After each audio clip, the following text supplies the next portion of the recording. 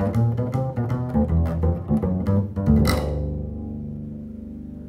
my name is John Clayton. Welcome to this segment of Bass Tips.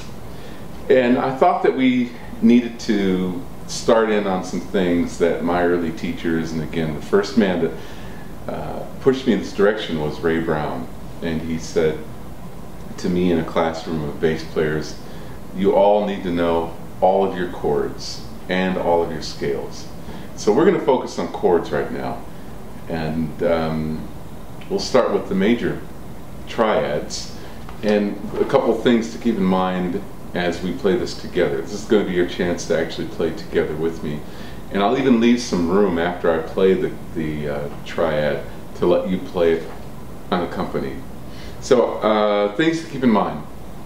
Do this slowly. I'm not going to try to, take this too quickly.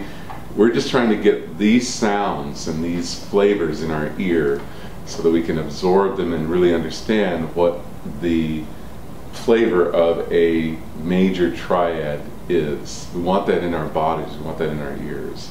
So we're going to take it slow. You'll also notice I'll do my best to keep my fingers close to the strings.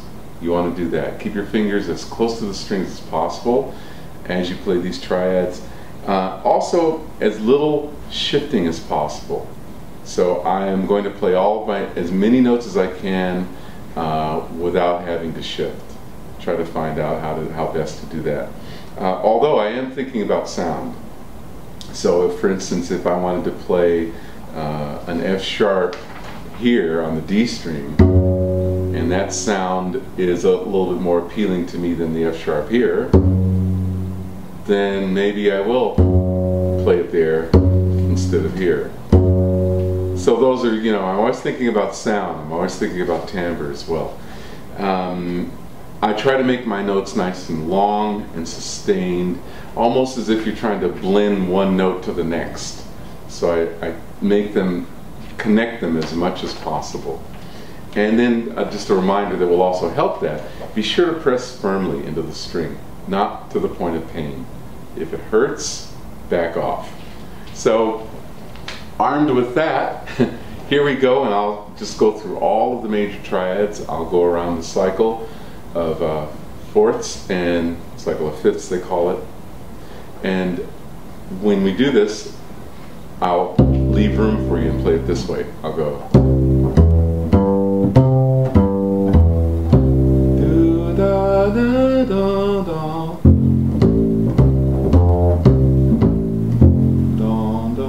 So that way you have a chance to either, number one, observe how I do it and then repeat, or if you know what's coming next, you can play it twice. You can play it with me and then you can play it the second time on your own. Also, I'm going to try to keep everything in the lower registers. If you are already beyond that level, please play what I'm playing with me, but an octave higher. So it's a little bit more in your level, a bit of a challenge for you. So here we go with, I'm going to start with C, then I'll go to F, then I'll go to B flat, then I'll go to E flat, etc. But we're first starting with the C major triad. Not too fast. Here we go. One, we'll do it in 3/4. 1, 2, 3, 1, 2, 3.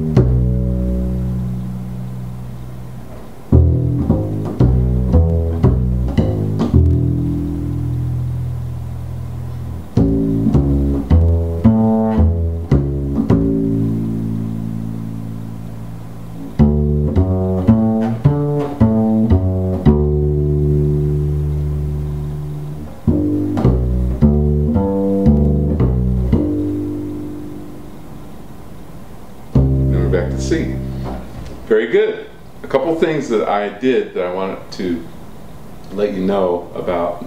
There are a couple of times you may have noticed where I didn't take my finger and move it to the next string and play with my fingertips on both strings. Instead, I tried to bar across.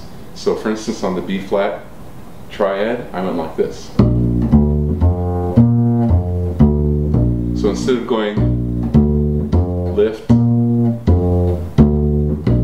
tried to make them flow into each other. So I went. So I'm barring across this way.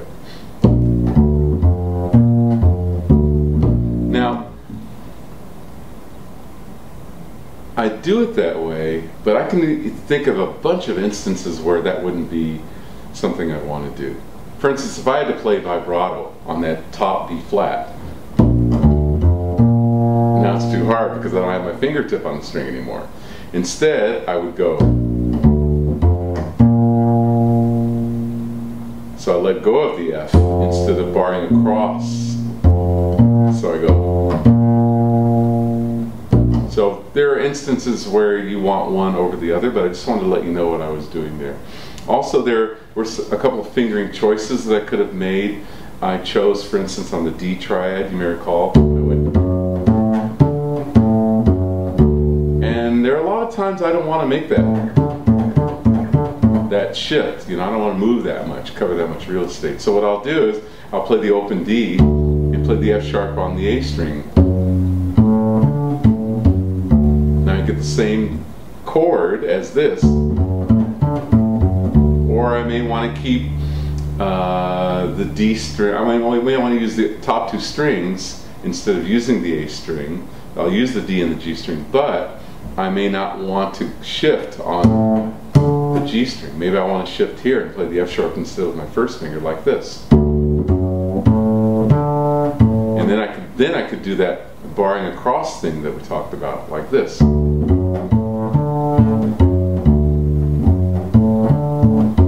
So there are a lot of instances where I'm thinking about different things. The timbre, the sound, the quality of sound of a note, is it better on one string versus the other?